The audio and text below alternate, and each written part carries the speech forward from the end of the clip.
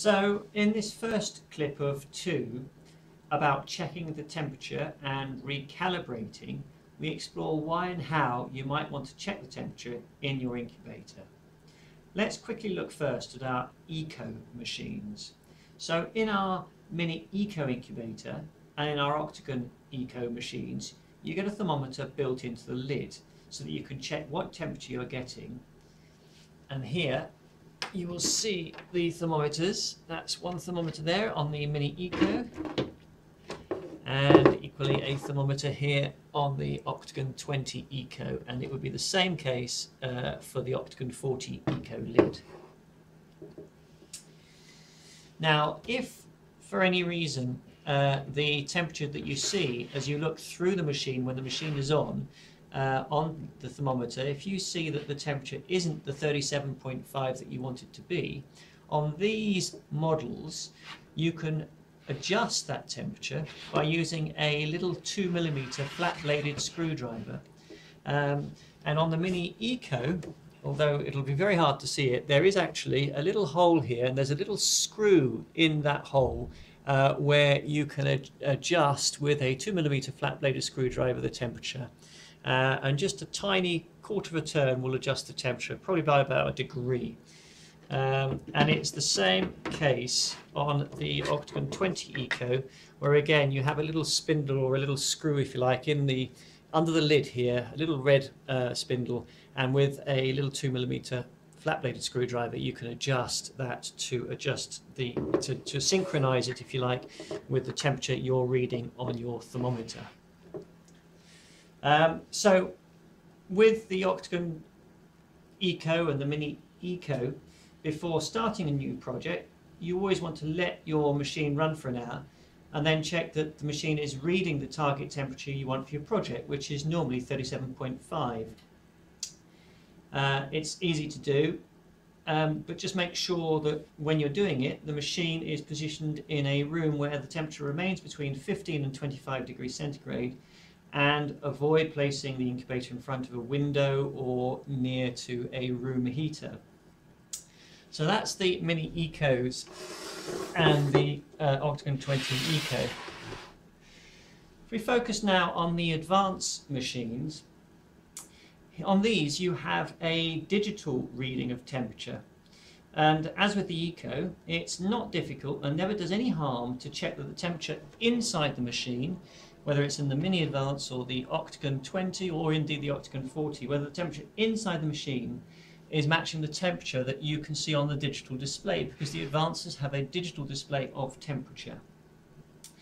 And it's worth checking those just before you start a new hatching project, and more particularly perhaps at the beginning of the new season when you've put your machine away, you're getting the machine out for the first time. Just check that actually the temperature inside matches the temperature on the display. If you've been getting, for example, disappointing results and you want to eliminate the temperature as a possible cause of those results, it obviously makes sense to check the temperature inside the machine as well. So when we service a machine, checking the temperature is one of the things that we do as a matter of course, and we're always happy to do it, providing the machines come back to us in an acceptable condition. However, you can save yourself time and money by doing it yourself. So the first thing is that we always check the temperature with a machine that is dry and with no eggs in it. The eggs themselves are a variable, so we always keep them out of it. Now in an Octagon 20 we obviously don't need the cradle when we're doing this, but what we do need is a thermometer, possibly 2 thermometers if you want to make it easy for yourself, and those thermometers need to be sufficiently accurate to be able to make a correct judgment about temperature. So our thermometers are quite a sensitive thermometer, and what you'll see is that they read a temperature between 25 and 40 degrees, and those you can purchase on our website using the part number 14.231 in the search box on our website to find them. So if we take the lid off here, I've got a tray, and what I've got is 3 of the metal dividers, 3 dividers in there. So what I do is I take my thermometer, and there's the bulb end. I position my thermometer so from the centre with the bulb end into the middle, and then I'm going to skew the bulb end of the thermometer so that it's in a position like this, with the bulb end facing, in my case, this end of the incubator. When I come to doing the other end, it's the same principle. I start down here and I position that thermometer so that the bulb end is facing to the furthest side of the incubator, the furthest end of the incubator, not touching the ends or the sides of the incubator, just resting on top of the little tray dividers. Okay, so I obviously need to position the incubator so that the thermometer so that I can read the numbers on the thermometer.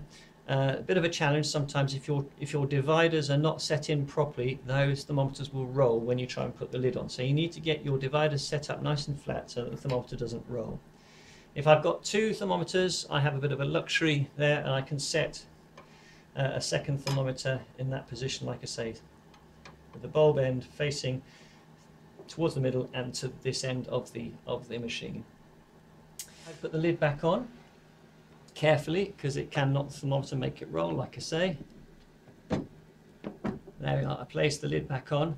Now I need to leave that incubator for about an hour to stabilize before I try and read what the thermometer is reading there.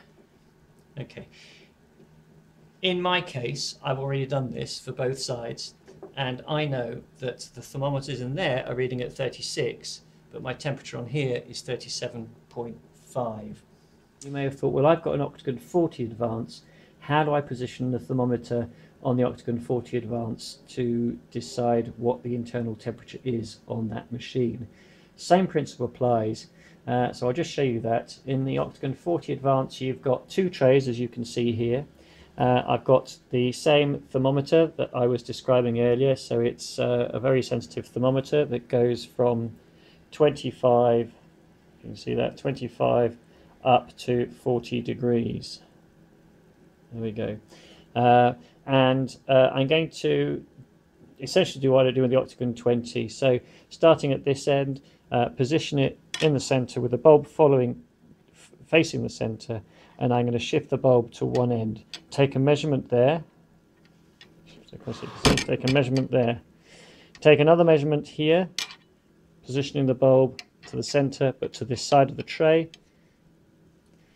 Take a further measurement on this side, so bulb into the center, facing that end, and take a final measurement here, so bulb facing into the center but facing this end of the incubator.